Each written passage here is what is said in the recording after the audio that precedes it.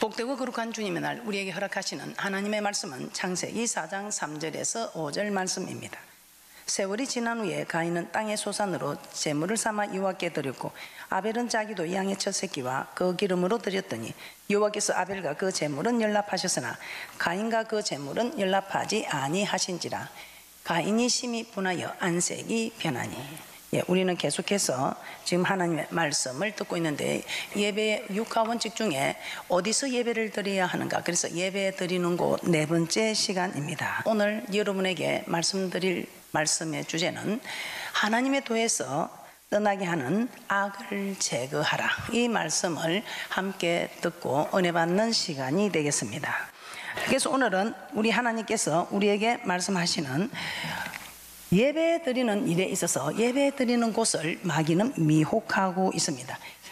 미혹하는 이 일에 대해서 여러분들 이전에는 몰랐을 때는 미혹될 수 있지만 이제는 이 말씀을 아시고 미혹되지 마시고 단번에 초전박살내는 그런 믿음의 사람들이 되시기를 주님의 이름으로 부탁하며 축복합니다.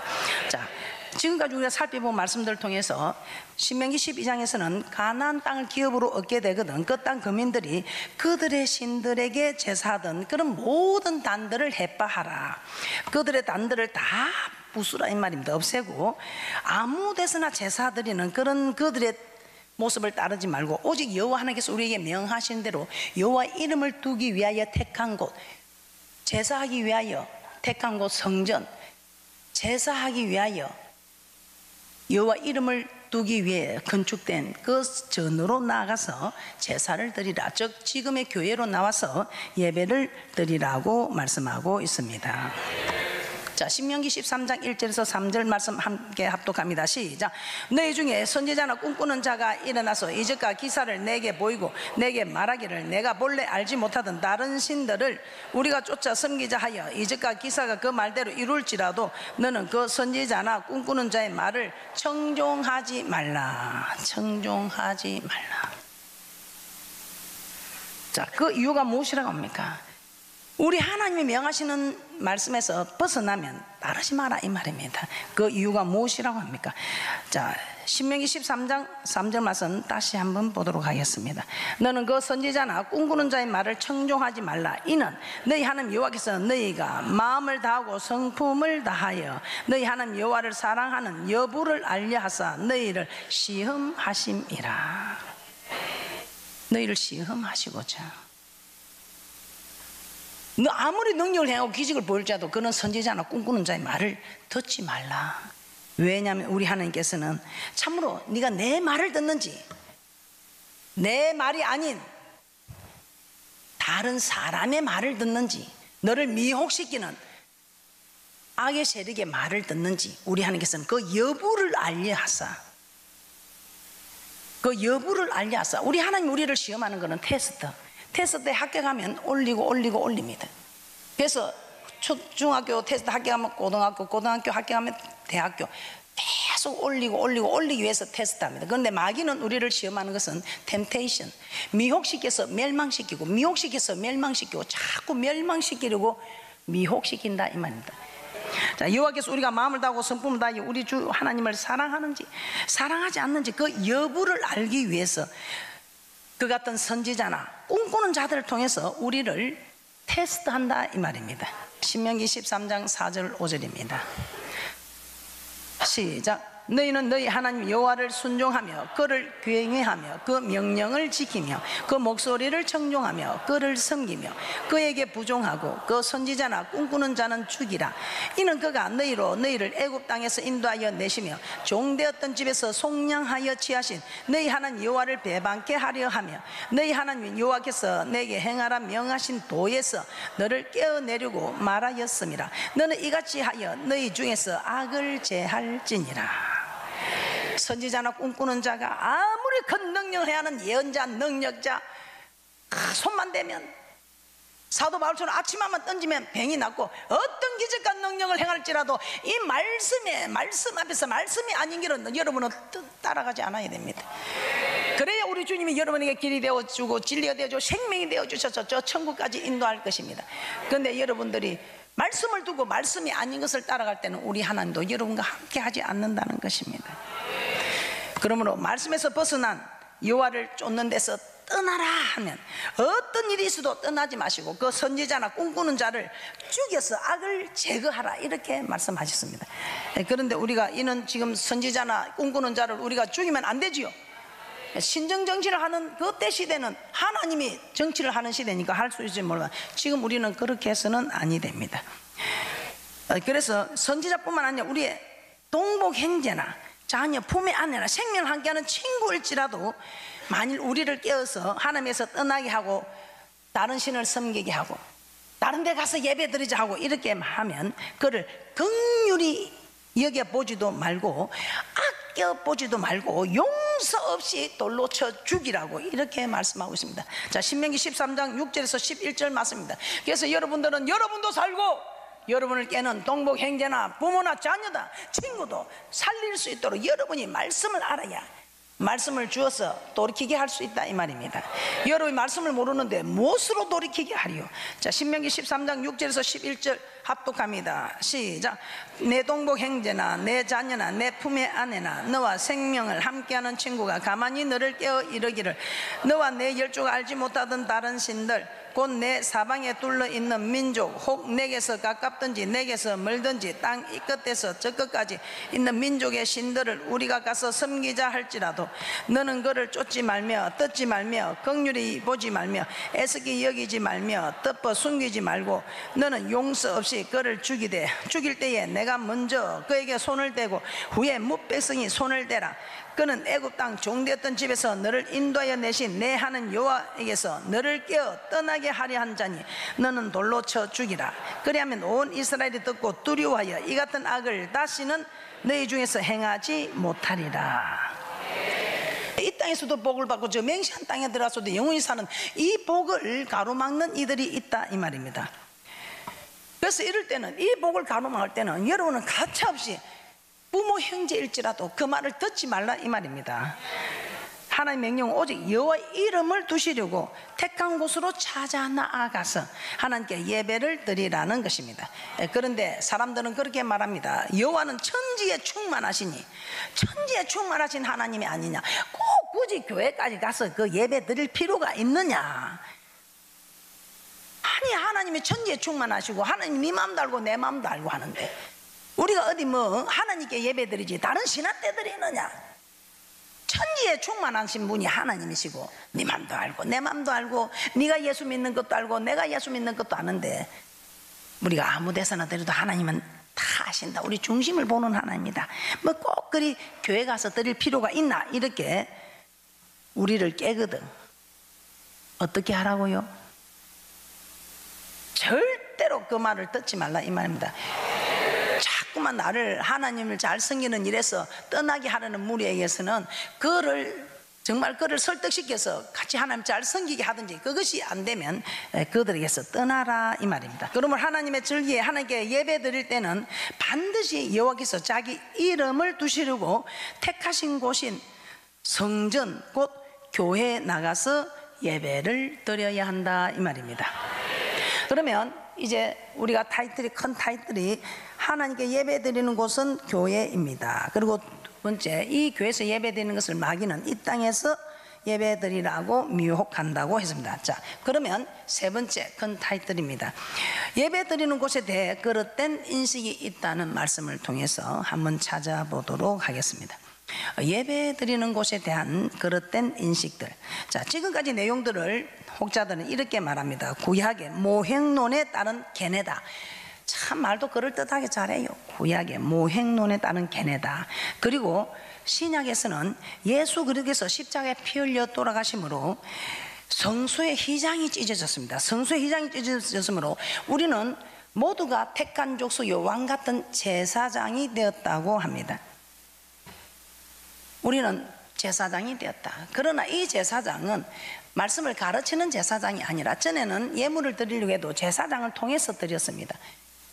딱 율의 법을 따라 한 마리 이상은 드리지 못합니다. 그런데 휘장이 찢어지고 성소에 들어갈 담력을 얻은 택한 족속들, 왕 같은 제사장이 된 우리는 이제는 제사장을 통하지 않고 우리가 예물을 바로 주님께 드릴 수 있습니다. 그리고 한 마리를 드리든지 100마리를 드리든지 1000마리를 드리든지 우리가 제사장 도움이 없이 마음껏 드릴 수 있는 제사장이다 이 말입니다.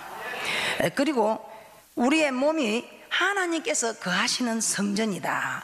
하나님께서 거하시는 성전이라는 이 말을 가지고 하나님이 이 마음의 성전에 거하시는데 중심을 하시는 하나님께 이 꼭 교회 가서 그렇게 할 필요가 있느냐 이렇게 말을 하기도 합니다. 또 다른 이유는 이 교회가 에클레시아 믿는 사람들의 무리이기 때문에 이 교회는 유행의 교회와 모행의 교회가 있기 때문에 우리는 믿는 사람들의 무리, 믿는 사람들끼리 무리를 같이 있으면 이것이 교회다. 이 믿는 사람들끼리 예배를 드려야 된다. 이렇게 하면 된다고 이렇게 우리를 미혹시키기도 합니다. 자, 그러면 왜 이런 소리가 나오는가? 제가 그 말씀의 근거가 되는 두 가지를 우리가 말씀을 통해서 한번 살펴보도록 하겠습니다. 자, 여러분들이 지금까지 들은 것, 우리 하나님께 제사 드리는 처소는 우리 하나님 이름을 두기 위하여 건축한 이 전 성전 교회라고 했습니다. 자, 지금까지 들어본 말씀 그렇습니까? 예. 지금 우리가 내 이름을 두기 위하여 택한 곳이라는, 내 이름을 두기 위하여 지은 성전이라고 열왕기상 8장이나 역대하 6장에서는 계속해서 여호와의 이름을 두기 위하여, 여호와의 이름을 위하여 하고 성전을 건축한다고 말씀하고 있습니다. 자, 그런데 왜 두세 사람이 내 이름으로 모인 곳이라 하면서 신령과 진정으로 중심으로 드리면 된다는 이런 이야기가 나오는지 오늘 말씀을 통해서 한번 살펴보도록 하겠습니다. 어떤 일이 있어도 우리는 하나님의 이름을 두기 위해 택한 곳인 성전으로 찾아 나아가서 참으로 예배를 드리는 복된 분들이 되시기를 주님의 이름으로 부탁하며 축복합니다. 자, 오늘 이런 구약의 모행론이다, 또 예수님이 돌아가셔서 휘장이 찢어졌으므로 우리는 왕같은 제사장이 되었다, 또 우리 몸은 하나님이 거하시는 성전이기 때문에 또 예수 그리스도를 믿는 우리가 에클레시아 교회다, 이렇게 해서 지금 우리를 미혹시키는데 그런 일들이 일어나는 뒷받침이 되는 두 군데 말씀을 한번 오늘 살펴보도록 하겠습니다. 자, 예배는 어디에서 드려야 하는지 다시 한번 살펴보도록 하겠습니다. 자, 우리 하나님께서 정말 이 말씀을 통해서 우리 하나님께서 말씀하시는 어도와 다르게 사람들은 잘못 생각하고 미혹되고 있는 일들입니다. 자, 요한복음 4장 21절 말씀 한번 찾아보도록 하겠습니다. 요한복음 4장 21절에 보면 이 산에서도 말고 예루살렘에서도 말고 이런 말씀이 나오고 있습니다. 이 산에서도 말고 예루살렘에서도 말고 예배할 때가 이른다, 이런 말씀이 나오고 있습니다. 자, 요한복음 4장 21절입니다. 합독합니다. 시작. 예수께서 가라사대 여자여 내 말을 믿으라. 이 산에서도 말고 예루살렘에서도 말고 너희가 아버지께 예배할 때가 이르리라. 예, 혹자들은 이 말씀을 예배 드리는 처소에 상관없이 하나님께 예배 드릴 때가 이를 것이다, 예배 드리는 처소가 상관이 없다, 하나님께 예배 드릴 때가 이를 것이다 라는 뜻으로 받아들입니다. 자, 그래서 예수 그리스도의 십자가 사역으로 말미암아 성수의 휘장이 찢어졌으니 유대인이나 헬라인이나 여자나 남자나 자유자나 종이나 누구든지 주의 이름을 믿는 자는 보혈의 공로를 힘입어 이곳 아무 곳에서나 하나님께 예배 드릴 수 있다고 생각합니다. 자, 물론 예수 그리스도의 십자가 사역으로 성수의 휘장이 찢어졌습니다. 이후로는 혈통이나 인종이나 신분에 관계없이 예수 그리스도의 이름을 믿는 자는 누구든지 그 피를 힘입어 하나님께 나와서 예배 드릴 수 있게 되었습니다. 자, 그러나 이는 성전이 아닌 아무 곳에서나 하나님께 예배 드려도 된다는 뜻은 아니라는 것입니다. 성전이 아닌 아무 곳에서나 예배 드려도 된다는 뜻이 아니라는 것입니다. 산에서도 말고 예루살렘에서도 말고 예배 드릴 때가 온다 하니까 장소가 중요한 것이 아니고 우리가 중심으로 드려야 된다 이렇게 생각할 수 있는데 그게 아니라는 것입니다. 자, 요한복음 4장 22절입니다. 요한복음 4장 22절에 이렇게 말씀하고 있습니다. 너희는 알지 못하는 것을 예배하고 우리는 아는 것을 예배한다, 이렇게 말씀하고 있습니다. 자, 요한복음 4장 22절입니다. 합독합니다. 시작. 너희는 알지 못하는 것을 예배하고 우리는 아는 것을 예배하노니 이는 구원이 유대인에게서 남이라. 구원이 유대인에게서 남이라. 많은 사람들이 하나님께 예배하지만 실상은 예배에 관해서 정확히 알지 못하고 있다 이 말입니다. 예배를 육하 원칙을 따라 누가 드리는 것인가, 언제 드리는 것인가, 어디서 드리는 것인가, 무엇을 드리는 것인가, 어떻게 드리는 것인가, 왜 드리는 것인가 잘 알지 못하고 있다는 것입니다. 그런데 유대인들은 우리는 아는 것을 예배한다. 구원이 유대인에게서 남이라. 이 구원이 유대인에게서 일어났기 때문에 유대인들은 알고 예배를 드린다 이 말입니다. 그런데 많은 사람들은 이것을 알지 못하고 예배를 드리고 있다 이 말입니다. 자, 그 이유가 유대인은 아는 것을 예배한다. 왜냐하면 하나님께서 유대인들을 구원하신 목적이 하나님께 예배 드리기 하기 위함이라는 걸 우리는 지난 시간에 말씀 통해서 알게 되었죠. 내 백성을 보내라 그들이 나를 섬길 것이니라. 이 섬긴다는 것이 아바드, 예배 드린다, 경배하다, 종이 주인에게 드리듯 희생을 드린다, 예배 드린다는 것입니다.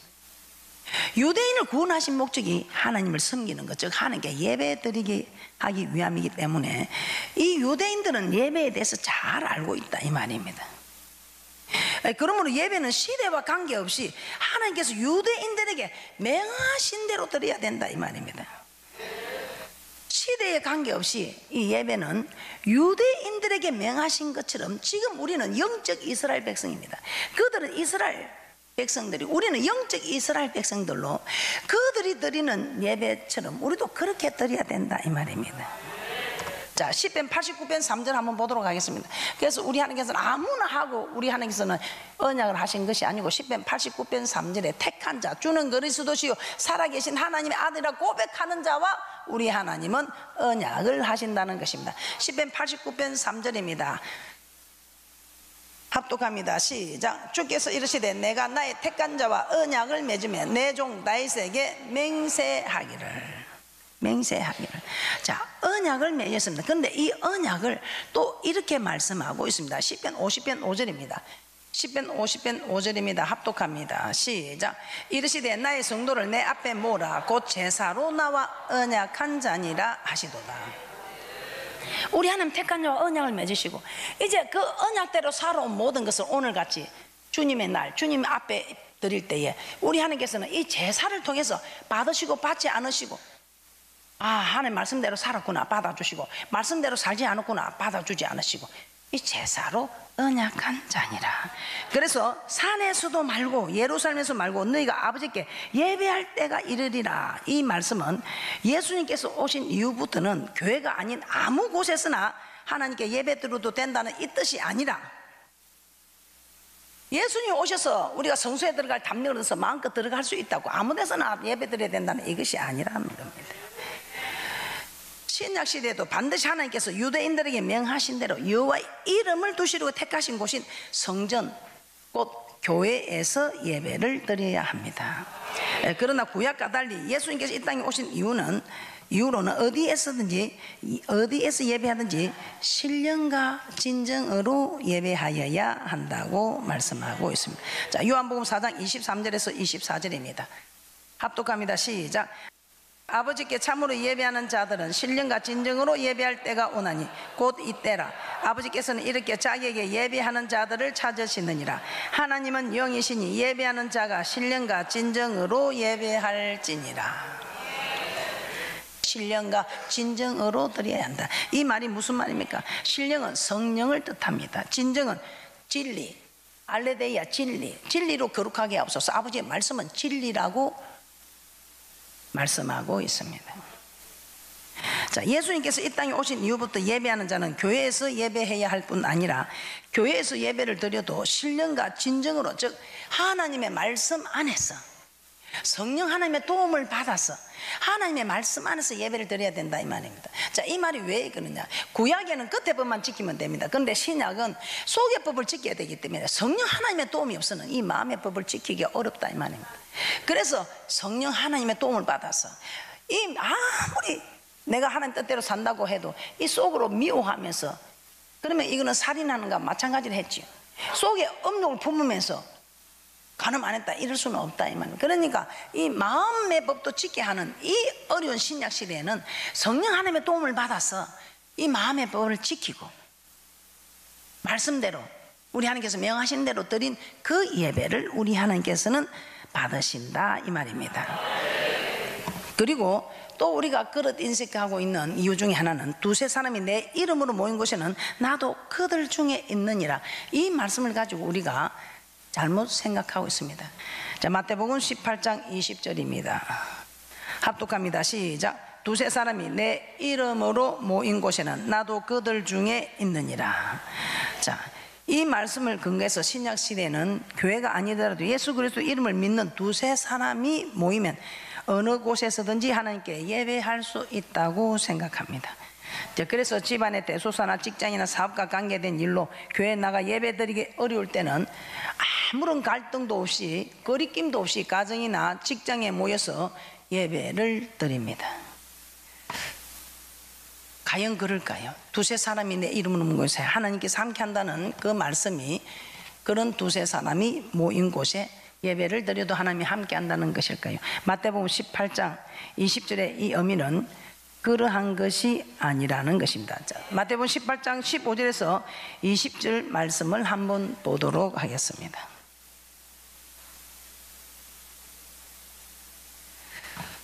마태복음 18장 15절에서 20절입니다.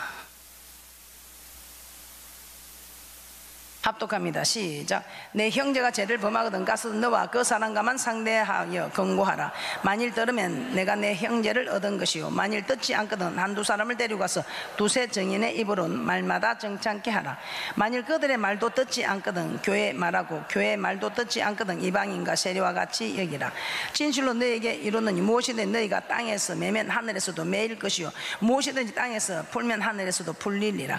진실로 다시 너에게 이르노니 너희 중에 두세 사람이 땅에서 합심하여 무엇이든지 구하면 하늘에 계신 내 아버지께서 저희를 위하여 이루게 하시리라. 두세 사람이 내 이름으로 모인 곳에는 나도 그들 중에 있느니라. 자, 오늘 이 마태복음 18장은 용서에 대해서 말씀하고 있는 장입니다. 그 앞뒤 문맥으로 볼 때는 두세 사람이 내 이름으로 모인 곳에는 나도 그들 중에 있느니라. 이 말씀은 형제를 용서한 두세 사람이 예수 그리스도의 이름으로 모인 곳, 곧 성전에 예수 그리스도 이름으로 모인 곳 성전에 하나님께서 함께 하셔서 그들의 기도를 들어주신다는 그런 뜻입니다. 이 두세 사람이 예수 그리스도 이름으로 모인 곳 아무 곳에나 하나님께서 자신의 이름을 두시고 예배하는 처소로 삼으셨다는 것이 아니라는 것입니다. 자, 하나님은 구약시대에 이미 한 곳 즉 성전을 거룩하게 구별하여 그곳에 자기의 이름을 영영히 두시겠다고 계속해서 내 이름을 두기 위하여 성전을 건축하라. 내 이름을 둘만한. 그래서 성전은 여호와의 이름이 있는 곳이라. 이 성전을 일컬어 여호와의 이름이라 일컫는다 이 말입니다. 반드시 우리 하나님께서는 예배를 드릴 때 또 절기에도 우리 하나님께서는 아버지 이름을 두기 위해 택한 곳 아버지 이름을 둔 이 성전으로 찾아 나아가서 하나님께 예배 드리라고 말씀하고 있습니다. 자, 그러므로 두세 사람이 예수 그리스도 이름으로 모였다고 해서 그것이 하나님께 예배 드리는 처소가 될 수는 없다는 것입니다. 그래서 여러분들이 앞으로는 어떤 일이 있어도 우리 하나님께서 내 이름을 두기 위하여 택한 곳으로 찾아 나아가라고 말씀하셨기 때문에 여러분들은 어떤 일이 있어도 그곳으로 찾아 나아가서 하나님께서 명하시는 대로 예배를 드려야 한다는 것입니다. 자, 이 말씀을 여러분이 잘못 생각하여 두세 사람이 이름으로 모인 것이 하나님도 함께 하는데 우리 두세 사람이 마음을 모아서 하나님께 예배드리면 되지 않겠느냐, 실제로 이렇게 말씀하는 말씀을 저는 들어보았습니다. 신령과 진정으로 예배 드린다, 실제로 중심으로 드리면 되는 것이지 하는 소리를 저는 들어보았습니다. 자, 그러면 여러분은 어떻습니까? 여러분은 어떻습니까? 말씀을 따라갈 때는 여러분이 핍박을 받아도 마음에 평안이 있고 주님이 힘을 주고 소망이 있고 하지만 하나님 말씀을 따라갈 때 핍박을 받고 어려움을 있고 고난을 받아도 이 속에서 우리 주님이 내가 너와 함께 한다는 힘을 주고 믿음을 주고 소망을 주고 기쁨을 주고 근데 하나님 말씀을 따르지 않고 여러분의 생각대로 여러분의 뜻대로 가자. 우선에 잠깐은 사람한테 뭐 핍박도 안 받고 기분이 괜찮고 인정받는 것 같고 할지 모르지만 갈수록 영혼은 가라요. 오늘 목마른 내 영혼처럼.